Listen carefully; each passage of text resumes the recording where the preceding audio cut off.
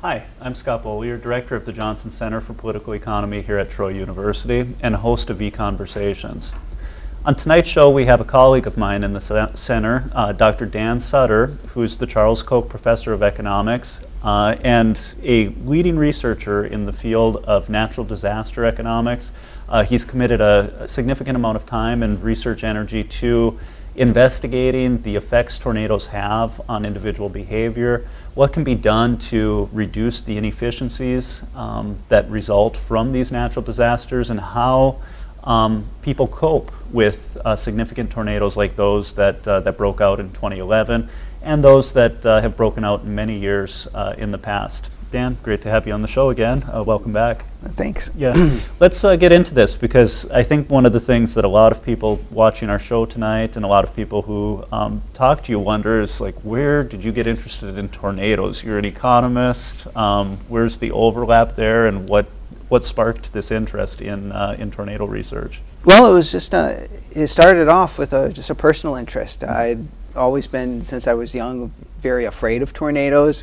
Growing up in southern Michigan, where they actually have more tornadoes than you think, and so I'd always been afraid of tornadoes. And then about 10 years ago, I was teaching at the University of Oklahoma, which is in the center of Tornado Alley, which of course it led to a lot of insecurity or frightened. I was very frightened to be moving to Oklahoma, the center of Tornado Alley, where the Wizard of Oz and everything.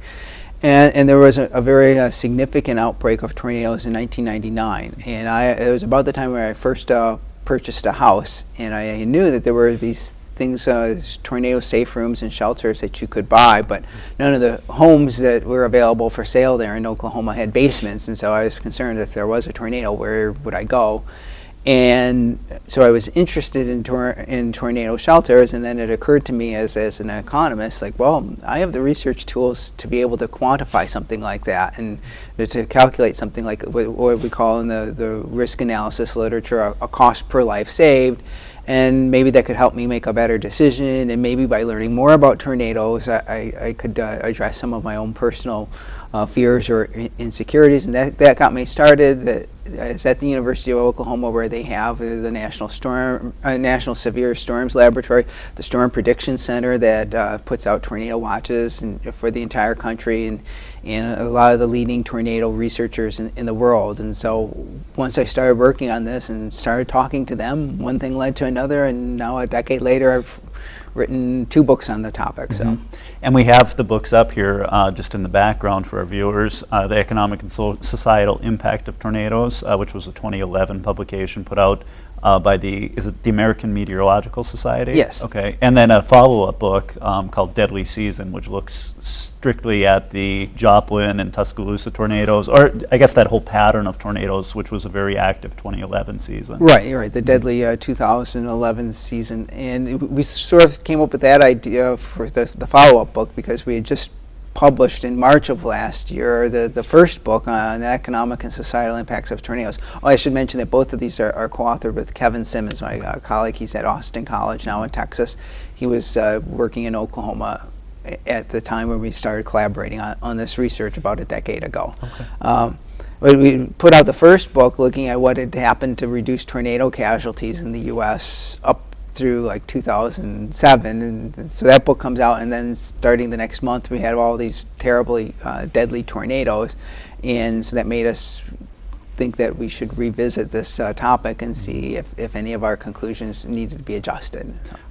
Did any of your conclusions need to be adjusted, or was 2011 just a particularly fluky year? Well, for our challenge in the Deadly Season book is we wanted to basically ask the question, given what had happened in the recent past with tornadoes, could the death tolls in 2011 have been predicted? Mm-hmm. There were 550 deaths nationwide, which was the highest death total since the 1930s. Mm-hmm. So the deadliest tornado year in like more than 60 years in the nation. And so it seemed like, for comparison purposes, that over the last 10 years or so, we've been averaging about 50 or 60 deaths nationally. So 10 times more than the recent average. It's a complete outlier or year. So then the question then becomes why. And so was it extreme weather? It would basically come down to the question of, is it extreme weather or some type of extreme vulnerability or heretofore unrecognized vulnerability that that we hadn't picked up on in our previous book. And so we wanted to address that question. We do it with a variety of different techniques, but basically we show that you can come pretty close to predicting the fatality totals in 2011 using a number of different metrics that we could have, a number of different patterns of tornado fatalities in recent years. And what that means is that essentially it was the number of strong and particularly violent tornadoes, the tornadoes that are rated EF4, EF5 on the enhanced Fujita scale. The Tuscaloosa tornado was an EF4 tornado. The Joplin tornado was an EF5 tornado. The number of these very strong and particularly long-tracked tornadoes that happened to hit very populated areas explains basically the death toll in 2011. Now, that's sort of nice going forward because it shows that there wasn't, like, say, a breakdown of the National Weather Service or a breakdown of the warning process last year. It was just really bad weather that led to most of the death total last year. Let's backtrack a little bit and just talk about your interest and the contribution an economist can make to this field. I'm assuming there are a lot of experts at conferences that you go to in the field of tornado research who can tell you about what it takes high in the atmosphere to produce a tornado, and they can show you really neat models of how these things can blow up. And you're bringing to the conversation ideas about probability and cost and this notion of a cost per human life. How are your contributions kind of viewed and received, and is there a lot of value being added by having an economist at the table? I think it certainly adds a lot of value because the meteorologists who study tornadoes for a living, most of them are really motivated by a desire to reduce the impact of these tornadoes, to try to do things that can, whether it be tornado warnings or tornado watches or other studying under why tornadoes develop that could help save lives. And so ultimately they're very interested in trying to save lives, and the National Weather Service has that as their mission. Their formal mission is to protect lives and property. And to be able to answer those questions, you need to be able to study systematically what works and what doesn't work. And that's, I think, as an economist, where we can come in and provide assistance. We have both theoretical and statistical tools that allow us to evaluate the effect of, say, tornado warnings on tornado casualties, or false alarms from the warnings on tornado casualties. We can investigate things like just how many lives might we expect to save with tornado safe rooms or shelters. And give specific hard number answers that can really help inform the decision. Just as one indication of this, research that we've done indicated that one of the that up until a few years ago, the largest component of the impact of tornadoes on the U.S. was actually the time spent under tornado warnings. We're spending on average in the nation about 240 million person hours under time spent under warnings. And granted, not everybody's going to respond to the warnings, but many businesses have to shut down. Universities have policies in place to suspend classes while they're under a tornado warning. And so that was actually the largest component. It swamped like the amount of the property damage. It was greater than the dollar value of the lives that would be lost. When we had about 55 or 60 deaths per year. The Weather Service in 2011 introduced what are known as storm-based warnings that they were attempting to refine the area that was being warned before tornadoes were being warned for by the county that they were threatening to strike. And so storm-based warnings reduce the area under a tornado warning typically by about 70 or 75%. That meant that we were saving about 75% of the time that was being spent under warning. Hundreds of millions of person hours worth, billions of dollars a year without compromising safety. And so, I don't think anybody, even myself before I started to do these calculations, had any idea that that was such a huge cost, a huge component of the cost of tornadoes. And it's something you just don't get at without some systematic, formalized analysis of some numbers. I'm assuming there was some pushback on this, though, that people said, oh, this storm-based warning model is going to leave out a few people on the edges or something, and you're using money and dollars to drive decisions as opposed to just, a broad brush that's going to protect and keep everyone safe. And your whole point, I think, is it's safety at what cost, right? Right, it's a part of it, and I think, again, that's an important perspective economists can bring to this, that safety, in economics and risk analysis, we come up with what's known as like an optimal level of safety or an optimal number of deaths, which strike people as perhaps repulsive or odd at the very least. But what you're trying to do is what you really want to try to do is minimize the impact of something like tornadoes on society, and also you have to factor in there what's the value or what's the amount of the cost that you're incurring to try to reduce those impacts. And what you really want to try to do is reduce the sum of these two, both the cost of tornadoes themselves plus the cost of everything that you're doing to try to reduce tornado impacts. And if in the limiting case, the example I always like to use to illustrate this idea is, suppose you could spend all of our GDP to save a life. Oftentimes you hear people make the statement like, "Oh, but if this policy saves even one life, it's worth it." Well, let's ask the question: is it really worth it?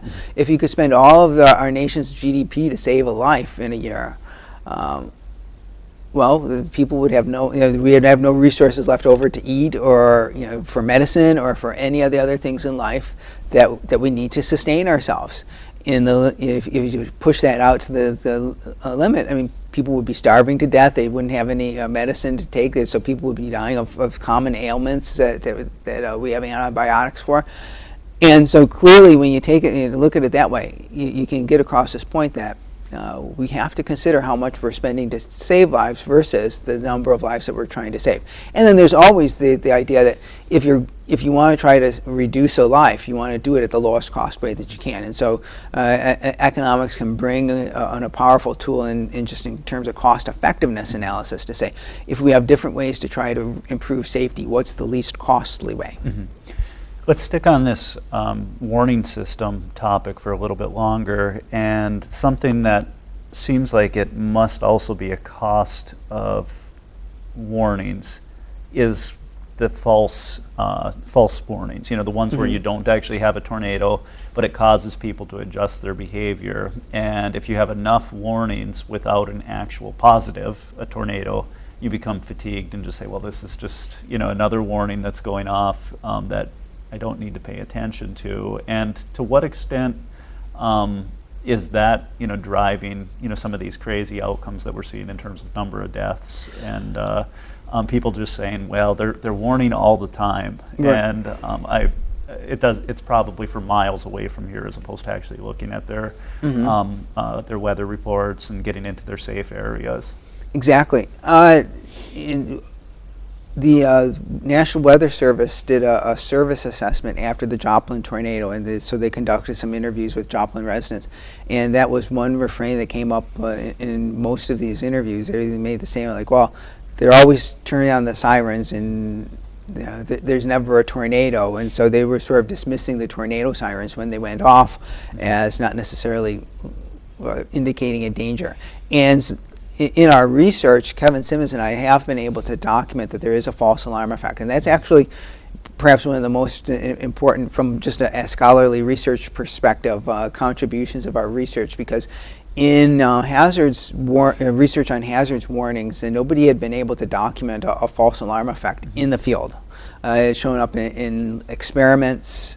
It's certainly plausible that there should be a cry wolf effect, right. But nobody had been able to find this, primarily looking at hurricane warning and hurricane evacuation.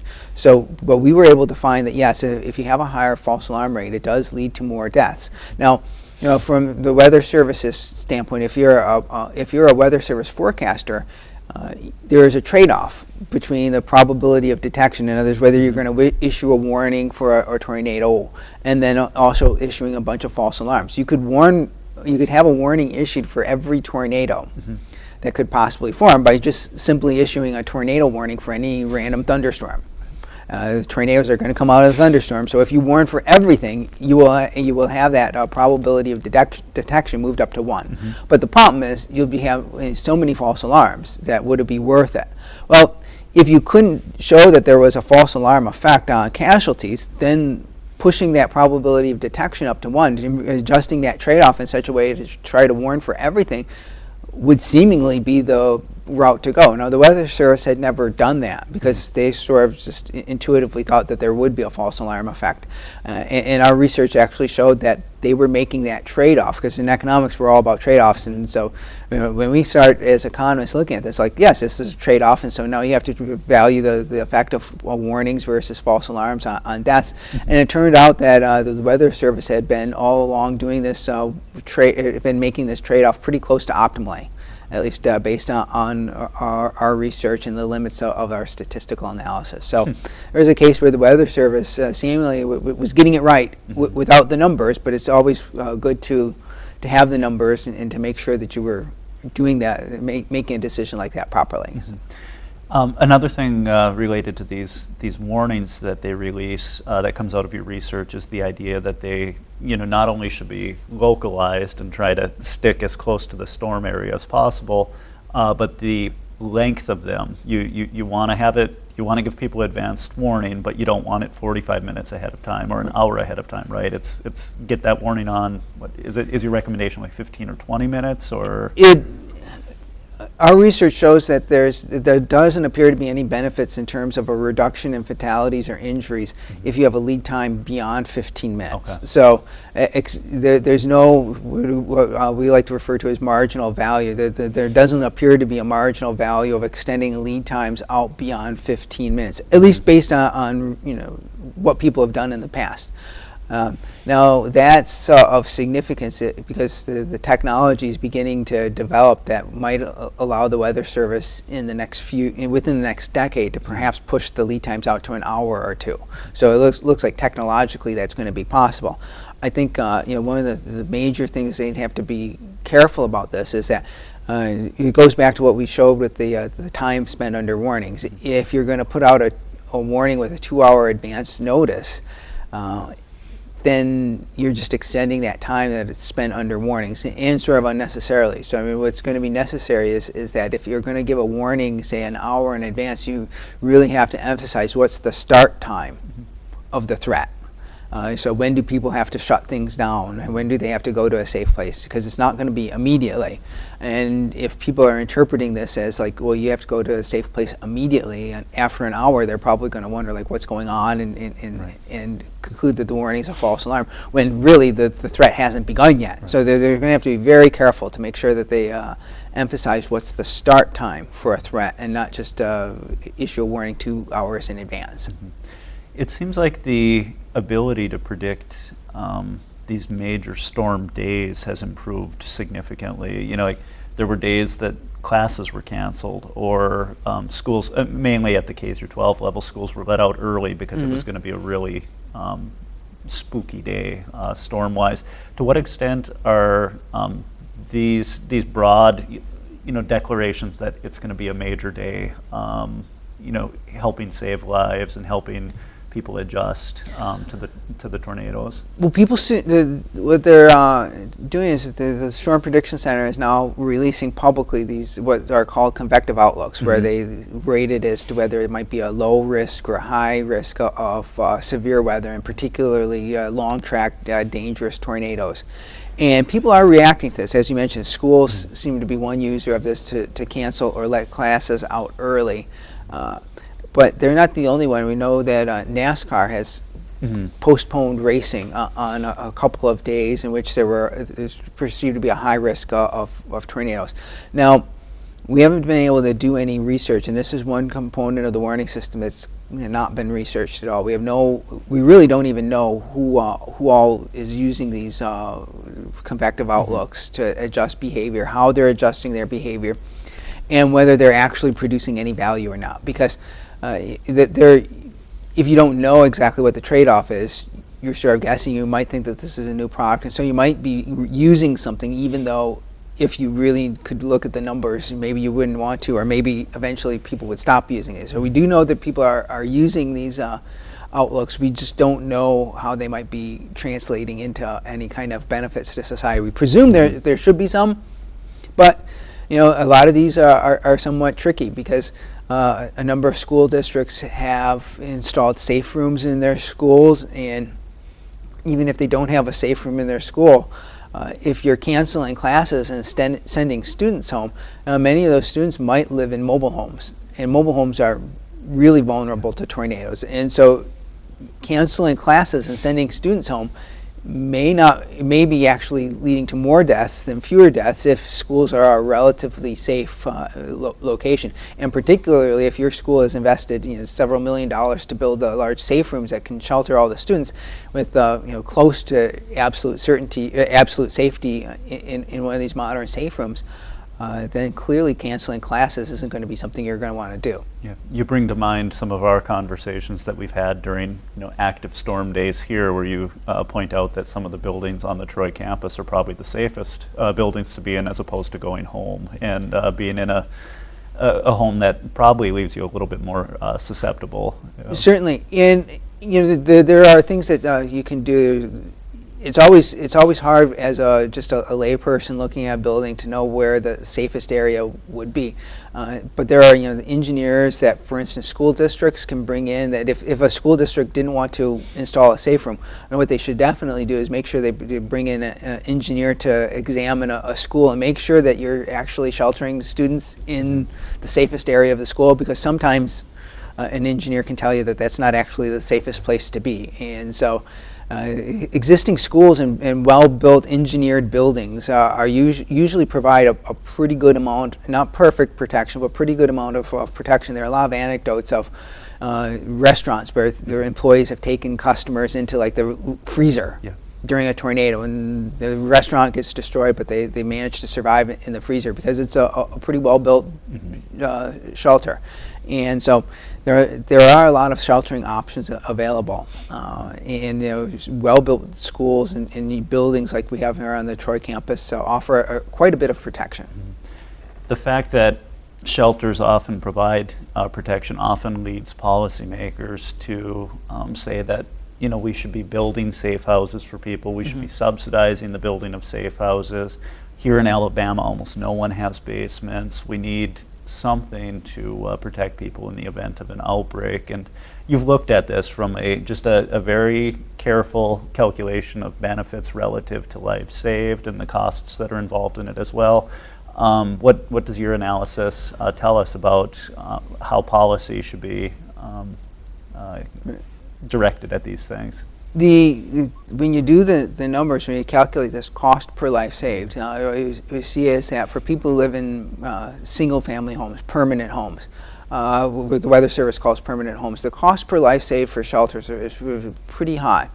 It's around $40 million per life saved, even in a state like Alabama, where we have the highest number of tornado fatalities since 1950.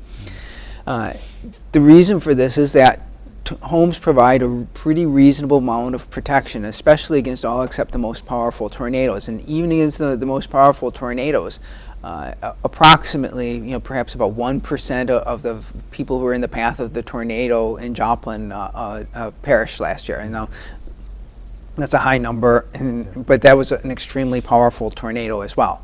And so even in those cases, many people, by going to shelter inside their homes, were able to protect themselves. Now, that's of relevance when it comes to the policy question of whether tornado shelters should be subsidized. Because there's two parts to the tornado shelter question. First off, whether a family should invest in protecting themselves. And as an economist, I'm extremely I don't try to prescribe those decisions for others. It's up to each family here in Alabama to make a decision about whether they think a shelter is a wise investment.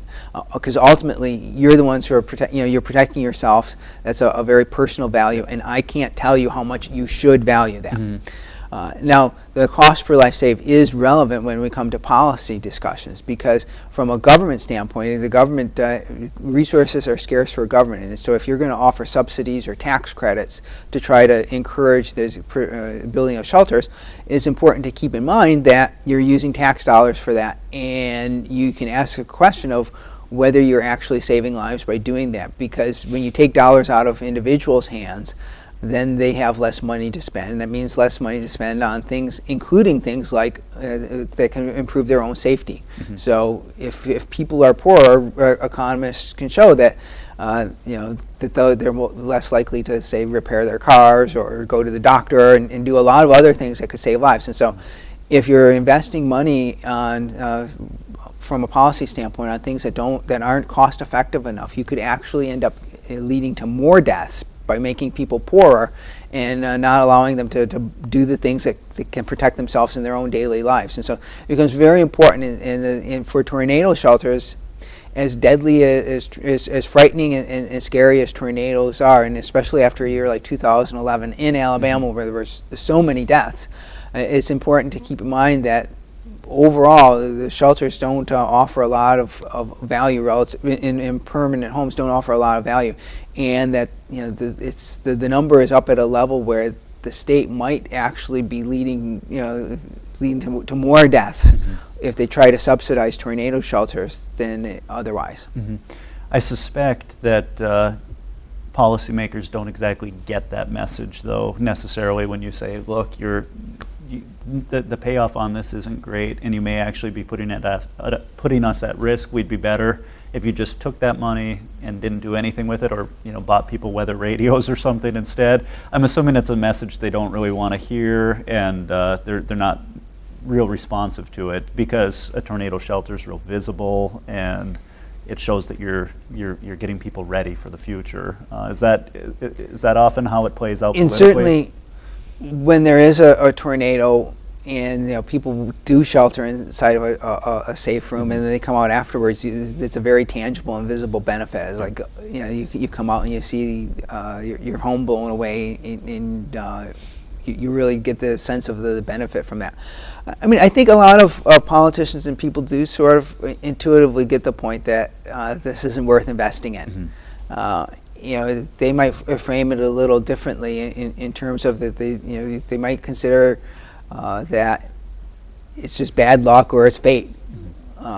If you end up being right in the middle of the path of a very powerful tornado, that your number was up, that it is God's will, whatever way you want to think about that, and that might be a very effective coping mechanism to deal with these low probability risks in life when you're going to make at some level, a rational decision not to deal with those. So then how do we as individuals live with our choices that we make? And so I think a lot more people get that message than you might think. Certainly there are some politicians who want to I think, try to get some benefits, political benefits from being able to say, see, we brought all these safe rooms, we're providing protection. Mm-hmm. And then it's just so hard to identify the cost of what's not being spent, what people aren't spending money on when you subsidize safe rooms. Yeah. Talking tornadoes has gone way too fast. We're just about out of time here, and we're going to have you back, because I want to ask you about the stories that we're hearing about how global warming is fueling a lot of tornado outbreaks, and why the number of tornado warnings seems to be climbing over time. So we need to get you back on here, but that's all the time we have tonight, and I really thank you for joining us again on the show. Thank you for having me on. Sure. And thank you, viewers, for tuning in. Good night.